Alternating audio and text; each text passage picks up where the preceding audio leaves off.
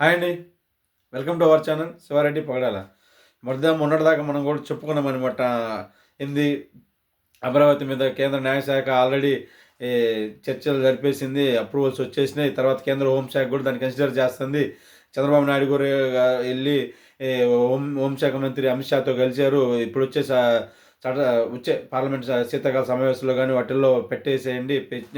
పెట్టేసి అప్రూవల్స్ మాకు ఇప్పించండి. ఇచ్చాక రాష్ట్రపతి ద్వారా పెట్టి మేము గెజిట్ తీసుకొచ్చుకుంటాము. ఖచ్చితంగా చట్టబద్ధత కావాలి. ఎందుకంటే 2014-19 మధ్యలో ఈయన పట్టించుకోలేదు. 19-24 మధ్యలో జగన్మోహన్ రెడ్డి గారు వచ్చి రైతులను ఎంత ఇబ్బంది పెట్టారు. అమరావతి 3 రాజధానులు అన్నారు.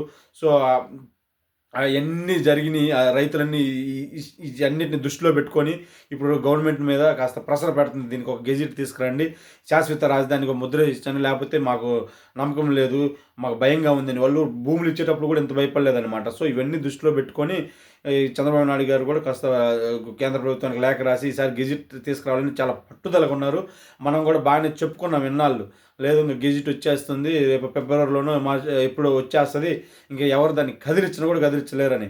మనం ఒకటి అనుకుంటే జగన్మోహన్ రెడ్డి గారు ఇంకొక కొత్త కాన్సెప్ట్తో వచ్చారనమాట. ఏంది అది అసలు రాజధాని అని రాజ్యాంగంలో ఎక్కడ లేదు, పాలకులు ఎక్కడి నుంచి పాలిస్తే అదే రాజధాని అన్నట్లుగా మాట్లాడారు. ఆ వ్యాఖ్యలతోటి మళ్ళీ అందరు గుండెల్లో గుబులు అసలు రైలు పరిగెడుతున్నాయి అనమాట. ఏమో మళ్ళీ ఈయన వస్తే ఖచ్చితంగా అమరావతిని అయితే ఆయన యాక్సెప్ట్ చేయడు రాజధానిగా. ఏ వైజాగ్నో లేకపోతే ఇంకోటో తీసపోతాడు అని.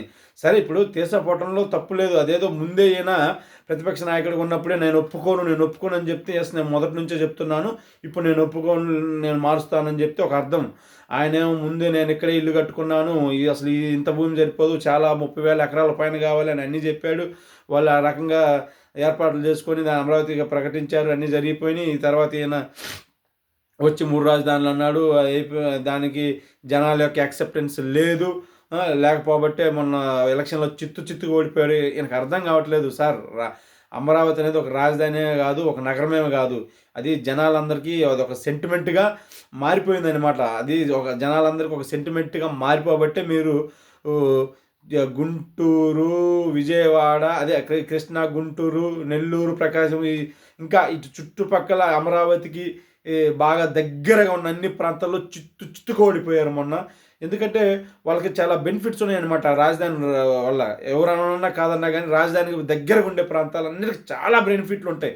మీరు దాన్ని కాకుండా వైజాగ్ అని తీసుకుపోవటం వల్ల ఈ చుట్టుపక్కల చిత్తు అయిపోయారు. సో ఈ చుట్టుపక్కల ఉన్న రెడ్డి సామాజిక వర్గ నేతలు కూడా మీ మీద నమ్మకం ఉంచలేకపోతున్నారు. నమ్మకం ఉంచలేక ఆటోమేటిక్ ఏమైపోతుంది, వాళ్ళు కూడా చూసి మెల్లగా కొంతమంది జారుకుందామా అన్న ఉద్దేశంలోనే ఉన్నారు. పోనీ మీరు అమరావతి పోతే పోయింది, చుట్టుపక్కల మళ్ళీ నేను గెయిన్ అవుతాను, మా సామాజిక వర్గాలు ఎక్కువ ఉన్నాయి, నేను స్ట్రాంగ్గా ఉన్నాను, ఉత్తరాంధ్రలో నేను బలపడదామని వైజాగ్ని పెట్టాలని అనుకున్నారు. మరి ఉత్తరాంధ్ర ప్రజలు ఏమన్నా మిమ్మల్ని నమ్మారా?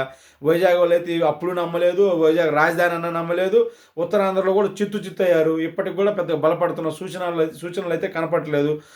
ఇలా ఉంది పరిస్థితి. ఇంకా మొన్నటిదాకైనా మీరు కొంచెం బలపడుతున్నారు. పీపీపీ ద్వారా అక్కడ ఇక్కడ అనుకునే లోపల ఈ రాజధాని మీద ఈ వ్యాఖ్యలు చేసి మీ యొక్క ఇమేజ్ని మీరే పూర్తిగా డ్యామేజ్ చేసుకున్నారు. దయచేసి ఇక మీదటైనా ఏంది మీరు పట్టుకున్నదే పంథం, మీ పంథాన్ని ఇట్టనే మొండిగా పోకుండా, మీ నాన్నగారు ఉన్నారు, ఆయన ఒక విషయాన్ని పట్టుకుంటే అందరూ మాట వింటారు, ఆయన తీసుకున్న నిర్ణయం ఆయన తీసుకుంటారు. ఒకవేళ ఆయన ఎప్పుడైనా తప్పుడు నిర్ణయం తీసుకున్నా కానీ ఎమ్మటి దాన్ని వదిలేసి ఆయన సరి చేసుకొని వెళ్ళిపోతారు. ఎందుకంటే పట్టు విడుపులు ఉంటాయి ఆయన రాజకీయాలలో. మీ రాజకీయాలలో చూస్తే పట్టు విడుపులు లేవు, నేను పట్టుకున్న కుందేలకే ఇన్ని కాళ్ళు అన్నట్లుగా మీరు వెళ్తున్నారు. అది ఎప్పుడు కరెక్ట్ కాదు సార్. మనం ఎప్పుడైనా ఒకటి తప్పు చేస్తే తప్పుల నుంచి నేర్చుకుంటేనే మనం పైకి ఎదగలుగుతాం. లేదు నేను అనుకున్న చేసి తీరుతానంటే దాన్ని ఎవ్వరూ యాక్సెప్ట్ చేయరు. మీరు ఇలాగే అమరావతి మీద మాట్లాడుతుంటే మీకు వచ్చే కాస్త మైలేజ్ కూడా అంతకు రెట్టింపు దిగజారిపోతుంది. దయచేసి ఇట్లాంటి వ్యాఖ్యలు చేయొద్దు అని నేను మిమ్మల్ని కోరుకుంటున్నాను. Thank you.